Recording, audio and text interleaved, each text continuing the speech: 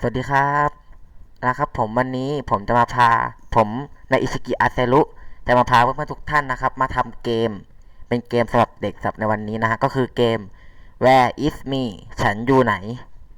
เกมนี้เป็นยังไงกันเราลองไปทำกันดูกันก่อนเลยดีกว่าและกติกาเราจะให้ดูตอนท้ายนะฮะขั้นแรกก็คือปรับขนาดของช่องวึบในรอบนี้เราจะปรับให้ความสูงของแถวเป็น50นะฮะจะเป็นอย่างนี้ทีนี้เราจะทำให้เกิดเป็นช่องทั้งหมด6ช่องด้วยกันโดยที่จะเป็นตาราง2คูณ2นะฮะเราจะรวมเซลล์ก็คือเอาเซลล์ผสานกันซะวึบทั้งหมด6อัน2 3บน3ล่าง3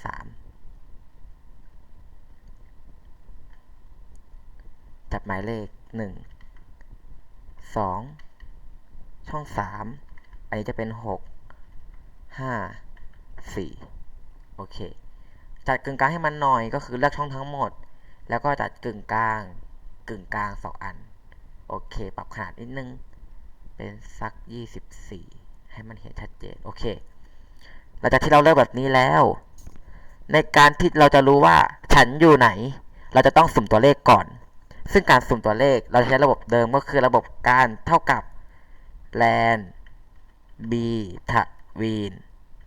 ก็คือให้มันสุ่มตั้งแต่ช่องนี้ตั้งแต่ตัวน้อยถึงตัวมากซึ่งในกรณีนี้เราจะให้สุ่มตั้งแต่1ถึง6เท่านั้นเพราะมีแค่6ตัวเลขพอเราจัดขึ้นมาอย่างนี้แล้วเราก็จะคัดลอกแล้วเราก็วางสมมุติเป็นเลข5นะฮะทีนี้ตรงนี้เราจะใช้สูตรก็คือเป็นการตรวจสอบว่ามันเป็นเลขของช่องนั้นหรือเปล่าว่าเท่ากับ if ถ้าหากว่าตรงนี้เท่ากับ1ให้มันขึ้นเป็นเลข1ถ้าไม่ใช่เป็นเลข2วงเล็บปิดในกรณีนี้ฮะมันไม่ใช่จะเป็นเลข2เราจะต้องทำทั้งหมดทุกช่องเลยนะฮะแล้วก็ทำไปเลยเท่ากับ if ถ้าว่าช่องนี้เท่ากับ2ให้เป็น1ไม่ใช่ให้เป็น2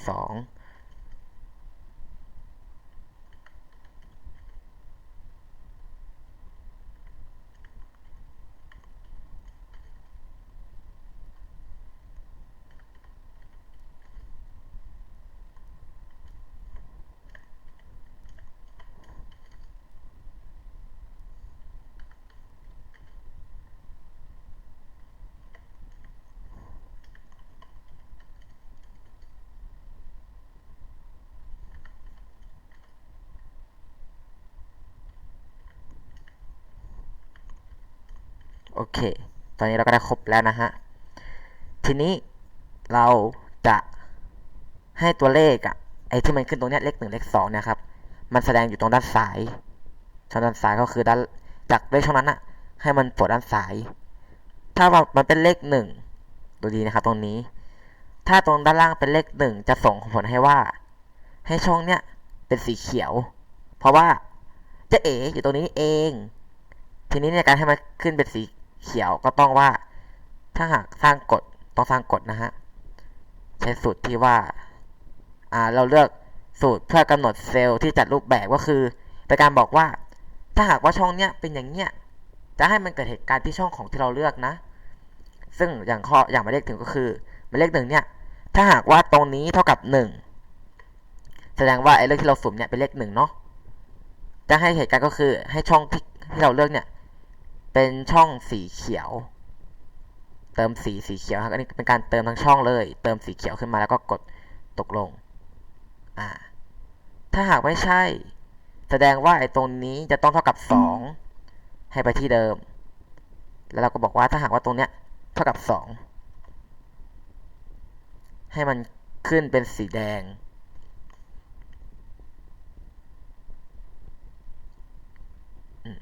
แต่ถ้าหากว่าตรงเนี้ยเท่ากับ0ก็คือเวลาเราสุ่มโจทย์เนี่ยเราจะสุ่มให้ทั้งหมดเนี่ยเป็นเลข0ถึงเวลาบอกว่าเฮ้ยช่องนี้ยังไม่ถูกเลยนะเว้ยก็คือถ้าหากว่าสร้างกฎเหมือนเดิมถ้าหากว่าช่องเนี้ยเท่ากับ0จะให้มันขึ้นเป็นสีอื่นไปเลยก็คือขึ้นเป็นสีฟ้าอย่างเราด้วยนะฮะเวลาเราสามารถทำสีไหนก็ได้เราใช้สีไหนก็ได้แล้วแต่ตามใจชอบแล้วเราก็ทำแบบนี้กับทุกๆช่องไปเลยลงมือ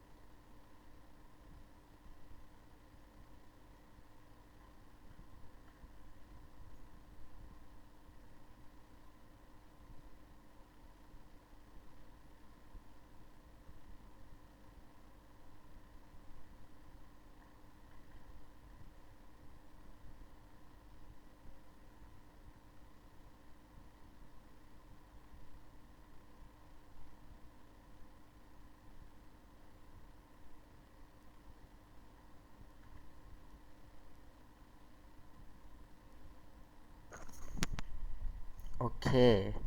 ตอนนี้เราก็ทำเรียบร้อยแล้วมาลองตรวจสอบกันเล่นๆถ้าเป็นเลข0ถ้าเป็นเลข2เป็นเลข1อ้าวอ๋อไปกดช่องผิดดูตรวจสอบอันนี้เอาเงื่อนไขออกนะฮะล้างกดเฉพาะเซลล์ที่เลือกแล้วเราใส่ใหม่แบบ1เลือกที่ช่องเป็นเลข2เป็นเรื่องของเลข2เมื่อกี้แสดงว่าถ้ากดย้อนไปดูน่าจะเห็นว่าผมใส่ช่องผิดนะเมื่อกี้ผมไม่รู้ว่าผมใส่ผิดนะโอเคเป็นอย่างนี้โอเคตรวจสอบ0 1 2อันนี้0แล้ว1 2 1 2 1 2อันนี้1 0 0 2โอเคปรับไปเป็นเลข2นะทีนี้เราจะมาถึงเรื่องการสุ่มตัวเลขนะฮะการสุ่มตัวเลขเหมือนเดิมว่าเราจะใช้เรื่องเมโครเข้ามาเกี่ยวข้องเมโครถ้าย้อนกลับไปที่วิดีโอเก่าๆน่าจะเห็นนะฮะแต่ว่าสำหรับมือใหม่ที่ยังไม่ได้มาดูวิดีโอของผมเรามาลองทำเมโครกันดีกว่าก็คือไปที่มุมมองด้านบนครับมุมมองแล้วก็ไปหาด้านขวาสุดเลยก็คือเมโครให้เราคลิกที่ลูกศรชี้ลงแล้วก็บอกว่าบันทึกเมโครโอเคขั้นแรกเราจะสุ่มตัวเลขในการเราจะสุ่มโจทย์ในการสุ่มโจทย์เหมือนเดิมว่าการสิ่งที่เราจะต้องทำทั้งหมดสุ่มโจทย์ก่อนที่จะทำการสุ่มใดๆเราจะต้องลบคำตอบเดิมทิ้งก่อนก็คือเลือกช่องนี้แล้วก็กด delete เท่านั้นนะครับท่านผู้ชม delete จะลบก็ได้แต่ลบมันจะยากกว่าถ้า delete คือจะเป็นการลบไปเลยอย่างนี้ลบลบลบทีนี้คำตอบก็จะหายไปแล้วและเราก็จะไปที่ตัวสุ่มนะฮะช่องนี้คลิกขวาเลือกคัดลอกหลังจากนั้นเลือกช่องนี้แล้วก็กดวางพิเศษให้เป็นค่าเพราะว่าตอนที่เรา copy มานั้นอ่ะมันเป็นสูตรแต่เราต้องการแค่ค่าของมันเราก็เลยวางเป็นค่าตกลงพอลงนี้ปุ๊บมันจะขึ้นตัวตรงนี้ดังนั้นเราจะต้องกดช่องอื่นเราจะกดที่หมายเลขนี้แล้วกันแล้วก็กดหยุดโอเคเป็นอย่างนี้แล้วเราจะวางตัวควบคุมฟอร์มนะฮะเป็นตัวสุ่มหมายเลขวืบเอาสัก4 ช่องละกันสุ่มโจทย์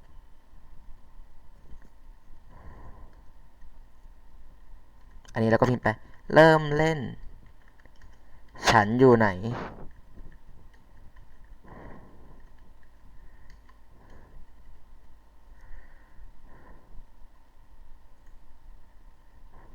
ขยายตัวอักษรมันหน่อยเดี๋ยวมันน้อยใจโอเคเริ่มเล่นฉันอยู่ไหนวืบวืบวืบวืบจะเห็นตัวเลขหนึ่งเปลี่ยนนะฮะโอเคทีนี้เราจะเวลาเราสมมติเราเลือกเบอร์ตัวนี้จะ copy มาตรงนี้นะฮะทำยังไงเหมือนเดิมไปที่เมโครเมื่อกี้เลยบันทึกบุตทันวันเราเอาไปชื่อแล้วกันว่า b b ไม่เอา b บุตทัน b u t t o n 1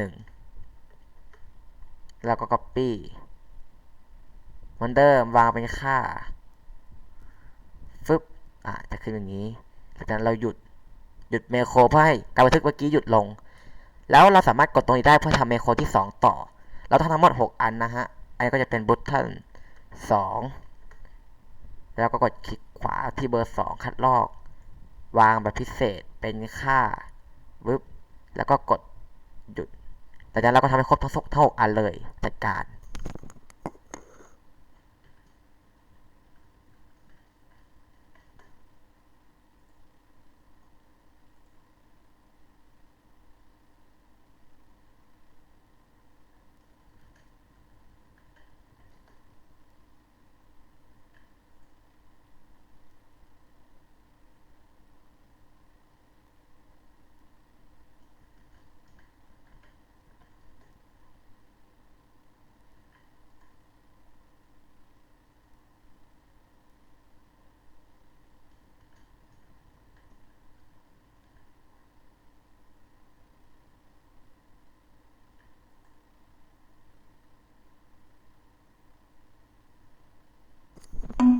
โอเคโอเคผมกดเกิน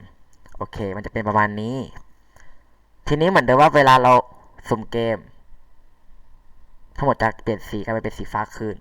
อ้าวแต่ว่าถ้าอย่างนี้เราก็ยังเห็นคำตอบมาสิอ๋อเรายังมีตัวควบคุมฟอร์มเมื่อกี้อยู่นะอย่าลืมเราลากปิดทั้ง6 อันเลยปึ๊บตัวจะบังแทนเราก็เลือกปุ่มที่1อันนี้ก็ช่อง1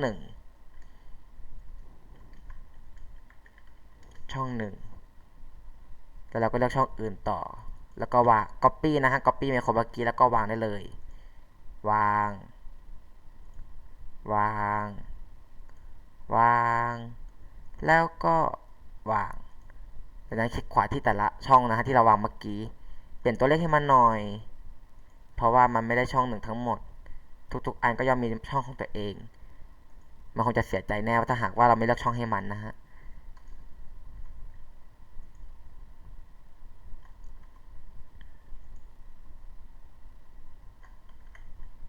โอเค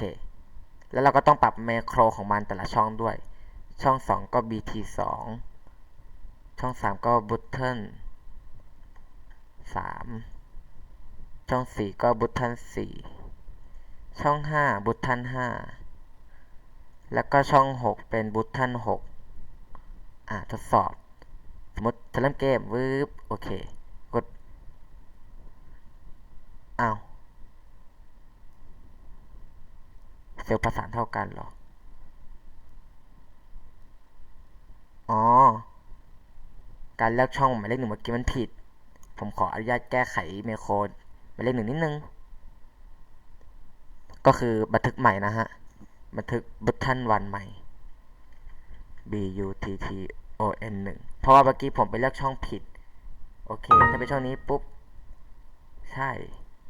เราจะต้องเลือกที่ C5 ไปที่ตรง C5 นะฮะแล้วก็กด copy คลิกขวาแล้วก็วางแบบพิเศษเป็นค่าปึ๊บแล้วมันก็จะขึ้นมาแล้วโอเคก็หยุดทีนี้เราจะให้ตัวเลขทั้งหมดตรงเนี้ยเป็นสีดำให้หมดเลยก็คือเราจะคลิกที่ช่องนี้แล้วก็กดชิปไปด้านขวาเพื่อให้มันครอบคลุมอีกช่องหนึ่งนะฮะจะเป็นแบบนี้ประมาณนี้มันจะไป2ช่องแล้วก็เลือกสีดำซะสีดำทำทั้ง6 อันเลย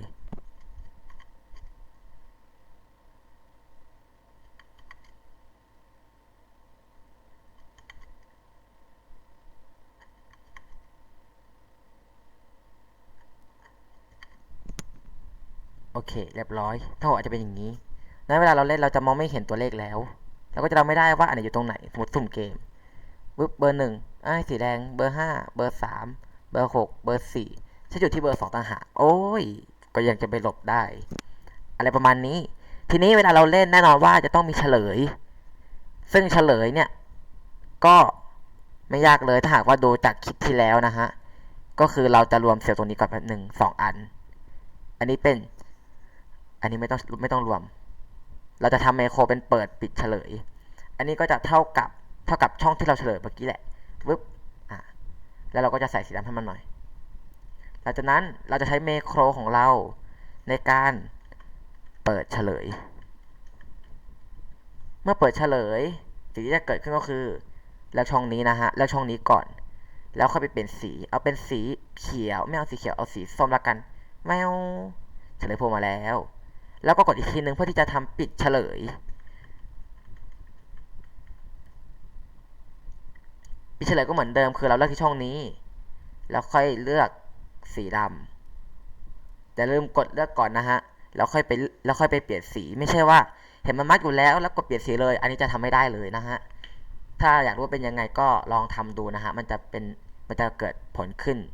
ค่อนข้างจะร้ายแรงเลยทีเดียวโอเคพอเป็นอย่างนี้เราก็ทำการวางเมโครของเราอีก2 อันที่เหลือก็คือเปิดเฉลยกับปิดเฉลยนั่นเองเอาเปิดมาก่อน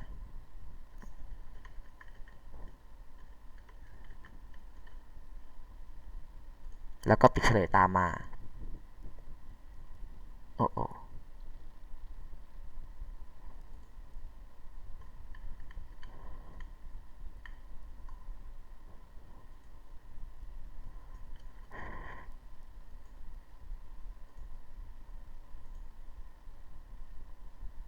อืม อยู่ ยุ่งแล้วเดี๋ยวก่อนเมื่อกี้เกิดอุบิเหตุครั้งใหญ่ขึ้นเพราะเมื่อกี้ผมลืมปิดเมโครผมต้องเมโครล่าสุดใหม่ก่อนก็คือปิดเฉลยโอเคทำไมก็คือคลิกที่ช่องนี้แล้วก็กดลงสีดำโอเคแล้วผมต้องหยุดก่อนโอ้ยตายแล้วทดสอบเปิดปิดอ๋อไมโครยังไม่ได้เปลี่ยนเป็นไมโครปิดเฉลยโอเคลองกดปิดเฉลยเปิดปิดโอเคที่เหลือเราก็แค่ซ่อนปุ่มทั้งหมดซ่อนขอบนะฮะก็คือเลือกตรงนี้แล้วก็รูปแบบซ่อนแผนงานเป็นซ่อนแถวแนวนอนคือซ่อนแถวนะฮะพอดีหน้าจอเมื่อกี้น่าจะไม่เห็นกด Ctrl Shift เพื่อเลือกช่องเพื่อเลือกแถวทั้งหมดแล้วก็ซ่อนแถวเหมือนเดิมแนวตั้งซ่อนคอลัมน์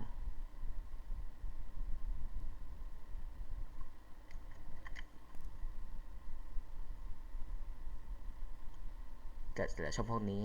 แล้วก็ใส่สีให้มันหน่อยชมพูเอาม่วงไม่เอาม่วง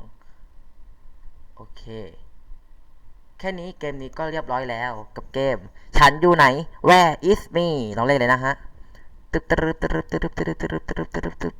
โอเคเลิกมาแล้วสมมติผมเลิกมาเลข2แต่สีแดงอีกคนนึงก็เล่นสมมติเกมนี้เป็นเกมเล่น2คนนะฮะเบอร์6ก็แดงอีกเบอร์1แดงเบอร์3นี่เปิดเฉลยดูเฉลยที่เบอร์3ก็เป็นประมาณนี้นะฮะเอาละครับผมสำหรับวันนี้ผมก็ขออนุญาตขอลาไปก่อนนะฮะอิชิกิขอลาไปก่อนแล้วจะมาพาสร้างเกมใหม่ในคราวหน้าสำหรับวันนี้สวัสดีครับ